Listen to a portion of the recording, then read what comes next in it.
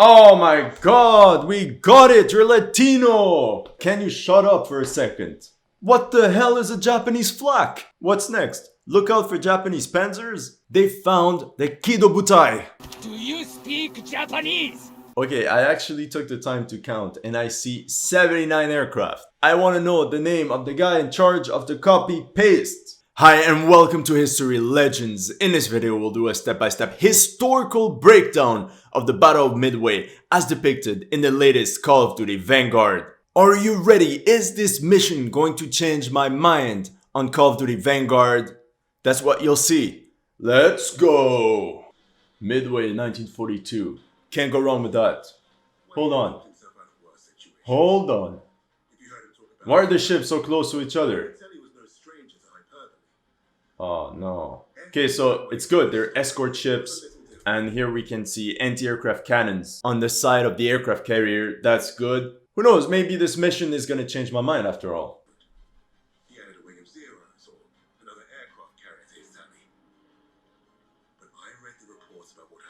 Alright. Oh, check this out. Okay, this is actually amazing. The shot you can see here is actually inspired from an actual picture. Here, have a look of the two shots side by side. Well done. Honestly, well done. You can see the aircraft and you can see the ships in the back. I love it. I wish the game would do this more often. Of course, they had to mess it up a bit because no way this aircraft carrier was so close to this one. I know that the aircraft carriers Enterprise and Hornet were in the same task force, but they were not that close from each other. But other than that, the intro scene looks pretty sick. Our primary objective is destroying the two Japanese carriers. Okay, by the way, there were 4 Japanese carriers, not 2. What the hell? VS and VB squadrons will each take 1. Fighting Squadron 6 will provide cover. Oh, very important. We just heard Fighting Squadron 6. That confirms that we are on the aircraft carrier USS Enterprise, and Fighting Squadron 6 was codenamed VF6. 6 stands for the Enterprise. The famous Yorktown would have been number 3. And now you're probably wondering the meaning of VS and VB. It was just the code for the 2 SBD Dauntless dive bomber groups that were on the Enterprise. But they were not alone. There was also one group of 27 Grumman Wildcats in support, the Fighter Squadron, and 14 Douglas TBD Devastators, which were equipped with torpedoes.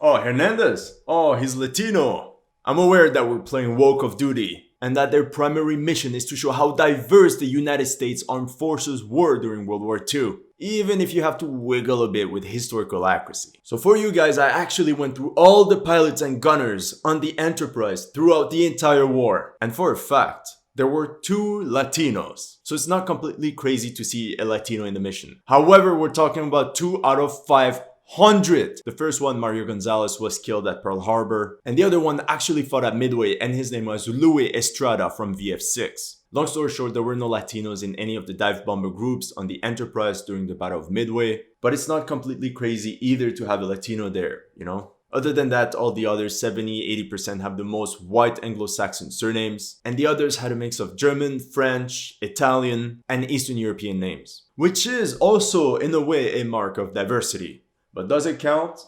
Does it count? She has a name. To me, the setup, the aircraft carrier looks good, the inside, but let me know in the comment section what you think. Oh, check this out. Excellent. It's a nice touch to have all the aircraft spare parts attached here at the top. Well done. And it looks good. But other than that, I love that we can see the crew working on the aircraft, repairing them. Oh, you see, there should be more aircraft spare parts here. I don't know why they stopped, but we should see more of it. The elevator here is actually inspired from this picture from inside the USS Enterprise dating from the summer of 1941.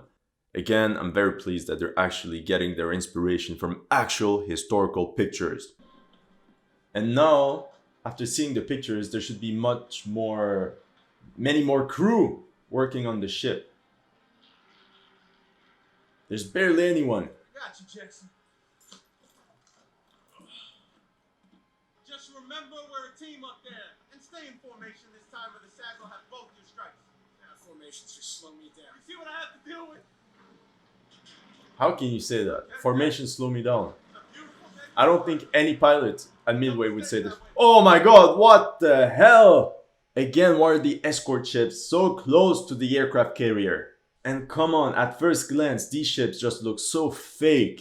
It seems that even World of Warships can do a better job than $10 billion Call of Duty. And if we zoom in, we can't even see a single person moving on deck. And you can literally see how they copy pasted this one here and there, like over and over. Now, I'm not a naval expert, this is all a bit out of my comfort zone, but from what I know, this seems to be a cruiser. And from what I read about the battle, this seems to be a New Orleans class cruiser. But again, correct me if I'm wrong in the comment section. I know it's a bit silly for some, but the way I can spot the difference between a cruiser and a destroyer is that there are two chimneys on a cruiser, whereas destroyers are smaller and only have one chimney. But other than that, it seems okay. Hold on, what is this? Oh my god, where are the turrets? I'm rambling on about the chimneys. I didn't even see there are no turrets. We should see two massive triple turrets at the front of the ship, and they're completely absent here. Alright. Okay, they all have these weird hats, the crew. No way it's legit. And they're doing the same signs. Did you see they're doing these signs? It seems to me it's modern hand signaling, but I'm not sure they did that during World War II. However, one thing that's good, and I'm happy they included this detail, is the loadout of these aircraft. On the Enterprise, the SBD Dauntless from VB6 were loaded with one single 1,000-pound bomb each. Now the ones from our characters from VS6, they were apparently loaded with one 500-pound bomb and two 100-pound bombs under the wings, like this here. It's a small detail and I'm pretty happy they included it. Okay, why some wearing blue, some yellow, and why they have these different hats? I don't know. Okay, S-17, so VS6, confirmed, and aircraft number 17. And oh yeah, and check this out. And here, the blue thing, I think it's a modern one. At the time, they didn't have the same optics. But I don't know the terminology, so... But I know it wasn't blue. Check this out! It says 200 rounds. Forever. Forever 200 rounds. Oh no. And the other thing is that you see how all the aircraft, the cockpit is at an angle? So our sight from the cockpit should be looking up. Whereas here it's parallel with the deck. Alright, elevators are good. Okay, Jackson, let's That's check good. the aileron. Oh, aileron. Fun fact, aileron means small wing in French. And can someone tell me what is the job of this guy with the board on hands? Like, is it historically accurate? And if so, what is written on it? What should be written on it? I have no clue. I'm dying. They copy pasted more cruisers. Now there were 6 cruisers in all of Task Force 16. And now there are already 4 of them right there. I'm actually stressed. Okay, we're finally starting the mission. Oh my god, oh shit, oh! When I saw the guy almost crash into the water after takeoff, it reminded me of something I read. You would be surprised by how many American pilots died in training during World War II. Almost 26,000 died in accidents. That's a third of all the pilots during the war. And more than half of these 26,000 never left the US. Truly horrible, horrible. So keep that in mind when looking at these pilots. They all survived training. Oh my god, we got it! You're Latino! Can you shut up for a second? It sounds like a movie from the 90s with the most stereotypical dialogue. You know, I'm not even an aviation expert, naval expert, but this is what's so obvious to me. Okay, again, what is this formation? From what I saw in pictures, they wouldn't be like zigzagging like that. They would either fly in a straight line or in a V formation, a bit like birds. And I also think that within that formation, they flew in divisions of 3 to 4 aircraft. Oh, what? Oh no! Bro, come on! Oh no, I can't. That's too much. I can't. Again, a beautiful copy-paste, but times 200. I want to know the name of the guy in charge of the copy-paste. Okay, I actually took the time to count and I see 79 aircraft. Oh no, I know what happened. The game developers were told that there were 79 aircraft on the USS Enterprise at Midway. But you know, they did not bother to read anything about the battle, and they simply thought that all the aircraft attacked at the same time in one massive formation. Can we even call this a formation? I'm not sure. Okay, there's some sort of V here, but still.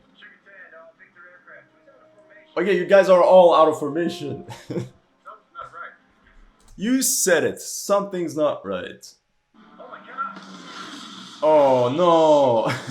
Okay, the Japanese Zeros are flying at slow-mo. Check this out. First of all, how the hell did they not notice these Japanese Zeros right here, like in the middle of the formation? They're only spotted when they're literally in the formation. And the reason why dogfights were complicated is that a second it's a tiny dot in the distance, and a second later it's right in front of you, and the following second the aircraft is gone, so you barely have time to aim and shoot. And this is a common mistake in video games. The aircraft are always so slow. Look, they fly right in front of you, but they don't even shoot at you. They just want to impress you, you know. But look, where are the fighting Squadron 6, the Wildcats? Where's the escort? Nowhere to be seen. You have 100 aircraft, almost 100, but not a single one is there to protect you.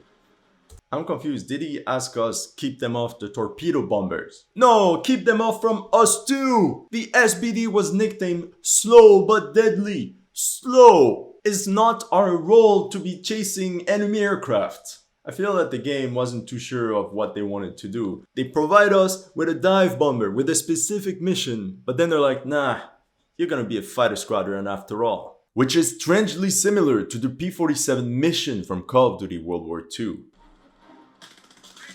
You see how slow the aircraft are. Did he just shoot a friendly? Oh my god. But you see the Zeros should zoom in front of you. And just to let you know, an SBD, oh okay. An SBD fully loaded, 250 kilometers per hour. A Zero goes twice as fast.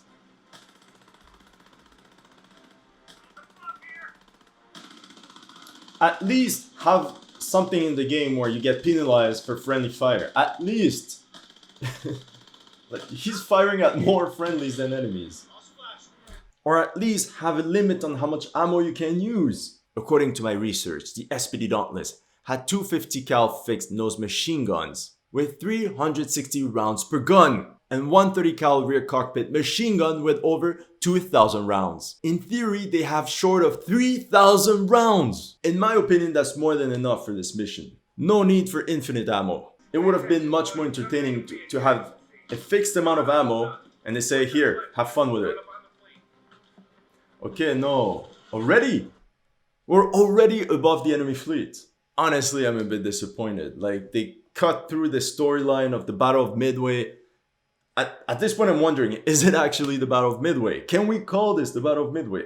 I would have wished that the game at least mentions how VS6 and VB6 were running low on fuel for the time spent looking for the enemy. But instead of going back to the aircraft carrier, they decided to keep looking. And by a stroke of luck, a miracle, they spotted a Japanese destroyer going straight for the main fleet. They found the Kido Butai. Do you speak Japanese? AKA the Japanese fleet at Midway. Okay, let's go back a bit. I was a bit distracted and I didn't pay attention to their dialogue.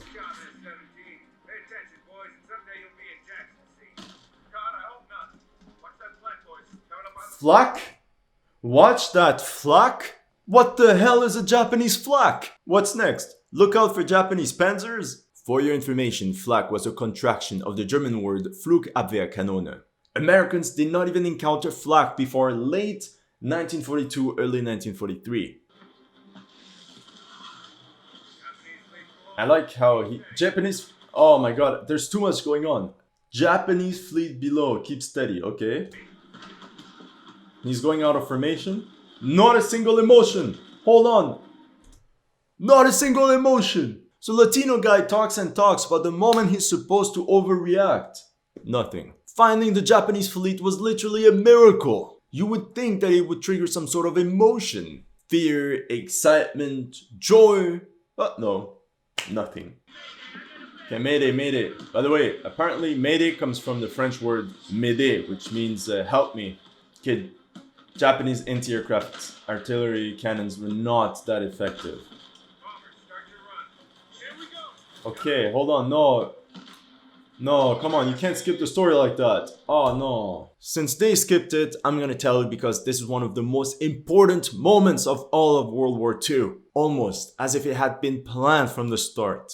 The dive bombers from Enterprise and the one from the Yorktown arrived at the same time over the Japanese fleet. And on top of that, they arrived at the same time as the last torpedo bomber attacks were getting broken up. The Zeros that were meant to protect the aircraft carriers were low on ammunition and low on fuel. So they all went back to the aircraft carriers thinking they had won the battle. Now, with the sky clear of Japanese fighters, like horny frat guys, the 3 dive bomber squadrons showed up to the party, ready to attack the fully exposed Japanese aircrafts. I wish the game would at least take a minute to explain this, but no. Some random guy on the internet has to let you guys know. Oh my god. Like you can see on this picture, the dive bombers should dive in column formation. One by one, they would dive. However, here, it doesn't even seem they're going for the aircraft carrier. Can someone tell me why the Japanese ships are literally diagonal, all of them? Like diagonal here, here, here. It's literally another copy paste. And we don't even see a trail behind the ships. The way they're positioned, it seems to me like a game of sink the ship. And they're so weirdly positioned like that, so static. And there's not even a trail behind the ships. In reality, they weren't that close again to the aircraft carriers and they would actively move to avoid enemy torpedoes or bombs. Now compare what you just saw with an actual formation of Japanese ships at Midway. They're much more spread out. What? Did the pilot just asked the gunner for the altitude? Why do you have all this in front of you then? The gunner literally has his hands on the machine gun. How would he know the altitude? He's like, oh yeah, 2,000 meters. Okay, the diving part is taking forever. It's like a slow-mo. AAs, at least AAs. Good. Oh yeah, nice. Well done. Let's see if I properly learn my Japanese aircraft carriers. Notice this massive Japanese flag on the deck. Because of the shape of the takeoff part and because the control tower is on the right and very close to the takeoff part again. My guess goes to Soryu. Let me know, it's my first time doing this. Now the problem is that this one was actually attacked by the Yorktown's VB3. When in reality the dive bombers from Enterprise attacked the Kaga and the Akagi. And by now you guys know how my dad loves aviation. He told me that if the pilot didn't properly position himself thousands of feet up in the air, that the entire run will fail. And everything goes so fast you can't change course. It was tough and you better had nerves of steel. Okay, this better be epic. Okay, the Japanese aircraft were not ready to fly, but okay. Okay, it's kind of epic. Okay, I went back in the game to see how much time it took from the start of the dive until the explosion. It took 30 seconds. Okay, now it's time to go back to base. Okay, what are you doing? Go back. Mission succeeded. Go back. No shit. Again, I understand it's a game and that it has to be fun. You wanna... What? Like, where do you think they're coming from? You just flew over 4 aircraft carriers.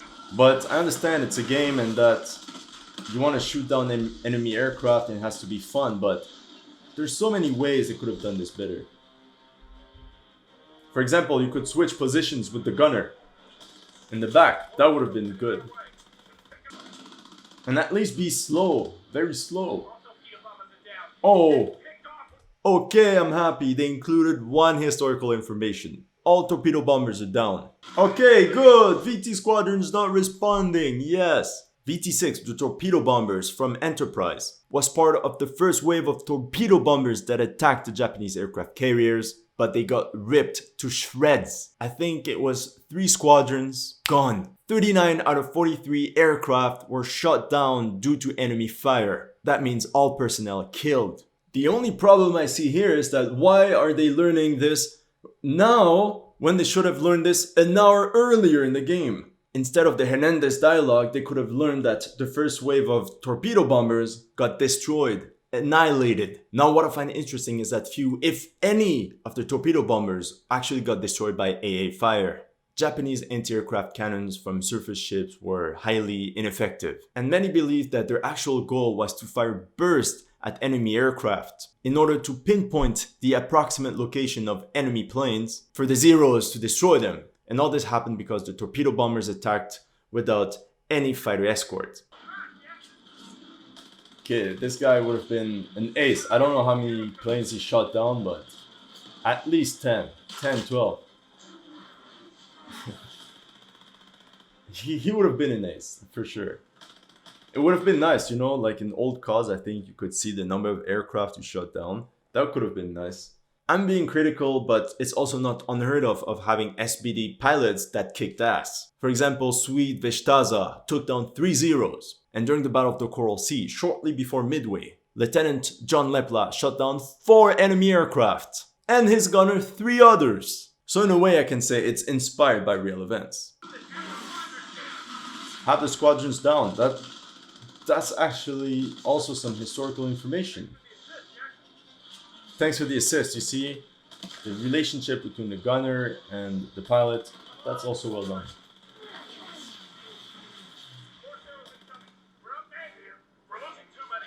Oh, we're losing too many.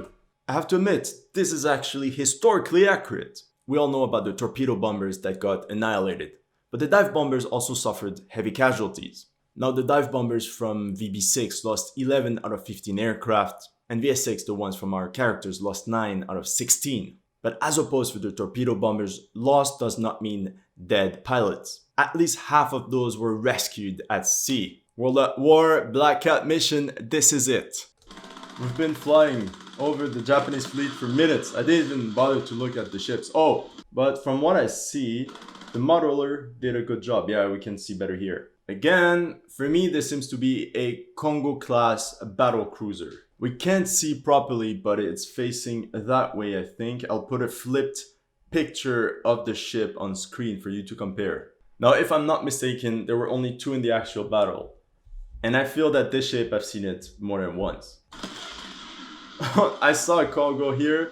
Oh, I saw another here and another there.